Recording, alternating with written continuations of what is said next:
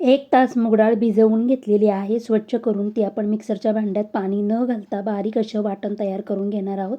एका बाउलमध्ये आपण तयार केलेलं डाळीचं वाटण काढून घेऊया. 2 कांदे मी लांब असे चिरून घेतलेले आहेत. त्याच्या पाकळ्या मोकळ्या करून थोडंसं आपण हातावर चुरगळून घेऊया आणि आपण हा कांदा डाळीमध्ये टाकून त्यामध्ये बारीक चिरलेली कोथिंबीर, अर्धा चमचा लाल तिखट, पाव चमचा हळद, अर्धा चमचा जिरे, अर्धा चमचा ओवा हातावर क्रश करून टाकून घेऊया. पोह्याच्या चमच्याने 2 चमचे तांदळाचं पीठ, चवीनुसार मीठ टाकून आपण हे सर्व एकजीव करून घेणार आहोत. ह्याच्यामध्ये आपण पाणी वापरत नाही आहे, फक्त आपण डाळीच्या पिठामध्ये कांदा एकजीव करून घ्यायचा.